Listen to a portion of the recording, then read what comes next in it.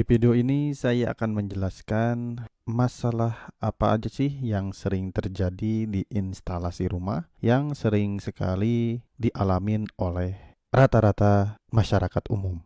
Jadi yang pertama itu adalah salah ukuran kabel, teman-teman. Di suatu instalasi biasanya sering terjadi masalah-masalah pada ukuran kabelnya. Kesalahan dalam pemasangan ukuran kabel itu bisa mengakibatkan terbakar, teman-teman. Jadi bahaya sekali jika teman-teman salah dalam menentukan ukuran kabel. Contohnya, jika teman-teman melakukan pemasangan kabel atau menentukan ukuran kabel, pakailah kabel yang sesuai dengan instalasi rumah. Bisa kabel NYM, bisa kabel NYA, kabel-kabel yang standar SNI lah. Jangan malah instalasi rumah teman-teman malah menggunakan kabel audio yang khusus untuk speaker.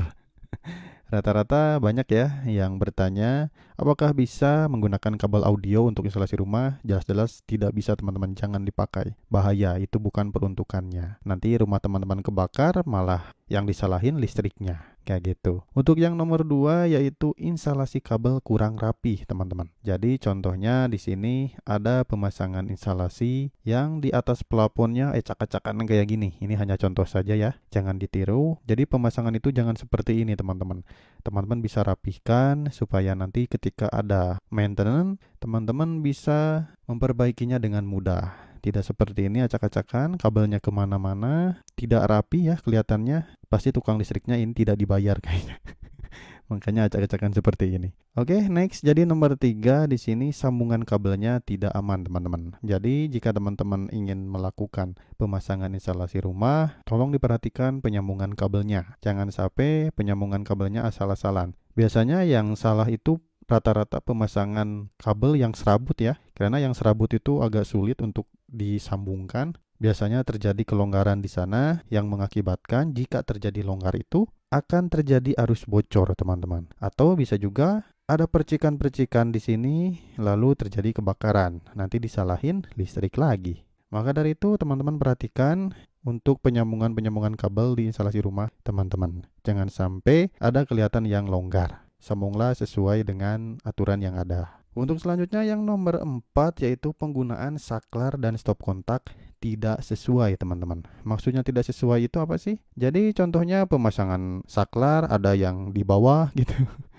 Jadi kita harus nunduk dulu kalau mau on off lampu. Atau bisa jadi si stop kontak atau si saklarnya itu tidak SNI atau yang KW-KW-an yang menyebabkan nanti biasanya saklar atau stop kontaknya panas, terjadi kebakaran. Yang disalahin siapa? Listrik lagi. Pasti kebakaran itu anehnya yang disalahin listrik lagi gitu. Dia mau nyalahin siapa lagi coba? Yang paling sesuai ya pasti listrik lagi, listrik lagi. Itu karena apa? Ya karena ini masalah instalasi rumah ini salah pemasangannya. Jadi yang paling utama dikambing hitamkan pasti ya listrik lagi gitu. Karena ya pemasangan instalasi rumahnya kurang bagus kayak gitu. Jadi teman-teman diharapkan untuk pemasangan stop kontak atau saklarnya yang original, penempatannya sesuai, jangan yang KW-KW-an, oke? Untuk selanjutnya yaitu instalasi grounding tidak memadai. Maksud dari tidak memadai itu apa sih? Jadi instalasi groundingnya itu teman-teman ada yang sudah disediakan oleh PLN di KWH meter ya. Apalagi yang di prabayar, biasanya ada yang sudah disediakan, ada juga yang tidak, yaitu oknum lah. Pasti pada tahu. Nah, jadi ketika sudah disediakan, malah tidak disambungkan ke instalasi rumah. Jadi kan groundingnya tidak terpasang gitu. Kalau tidak terpasang kan nanti rumahnya kurang safety lah. Ada juga yang sudah terpasang di instalasi rumah, tapi tidak disambungkan ke tanah gitu. Ada yang kayak gitu. Terus ada yang sudah disambungkan di KWH meter, terus disambungkan ke tanah, tapi tidak disambungkan juga ke instalasi rumah. Ada yang kayak gitu. Ya namanya juga kan kurang pengetahuan gitu. Makanya saya di sini jelasin masalah instalasi rumah. Jadi grounding itu harus disambungkan, teman-teman. Ya walaupun tidak disambungkan ke KWH meter karena takut error lah katanya, takut terjadi periksa, ya cukup saja dari tanah ini langsung disambungkan ke instalasi rumah. Supaya teman-teman aman instalasi rumahnya, tidak terjadi bahaya buat kita sendiri. Lebih bagusnya ditambahkan lagi LCB, teman-teman, supaya langsung terdeteksi jika terjadi arus bocor di instalasi rumah, teman-teman. Selanjutnya yang nomor 6 yaitu overload pada sirkuit.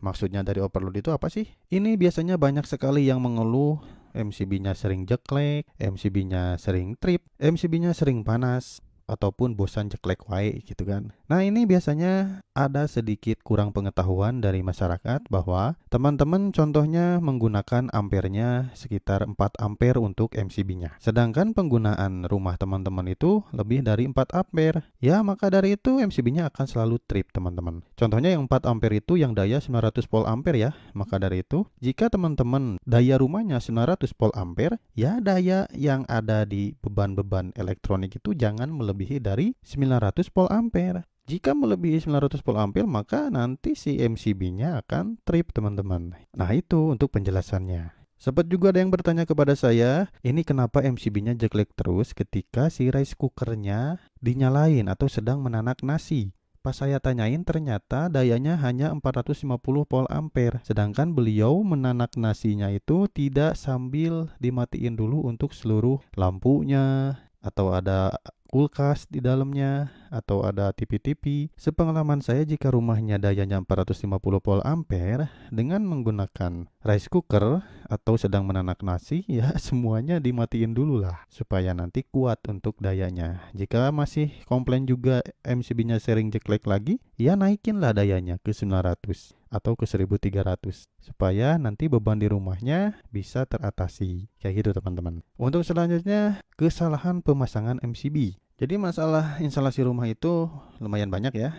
Yang paling sering ditemui di instalasi rumah yaitu pemasangan MCB yang salah. Contohnya di pemasangan MCB group biasanya harusnya di sekitar berdekatan dengan KWH meter ya, atau berada di atas tembok yang tidak terjangkau oleh anak-anak. Jangan penempatan MCB itu di bawah tembok gitu, atau bisa dijangkau oleh anak-anak. Bahaya, teman-teman. Itu dari segi penempatannya. Kalau dari segi ampernya, biasanya untuk MCB group silahkan disamakan saja. Saya sudah sering bahas untuk pemasangan MCB group untuk ampernya ya. Silahkan samakan saja dengan MCB KWH meter. Itu tidak masalah. Ataupun MCB dalam rumahnya lebih besar dari MCB KWH, silahkan, gak apa-apa. Kekurangan dan kelebihannya pasti ada. Kalau MCB KWH-nya tidak mau jeklek ketika bebannya berlebih, silahkan pasangkan MCB grupnya ampernya di bawah MCB KWH. Gitu aja sih, simple untuk pemasangan MCB mah. Jangan direpot-repotin, biasanya kebanyakan diperdebatin nih pemasangan MCB group itu. Saya sering melihat di komentar-komentar di bawah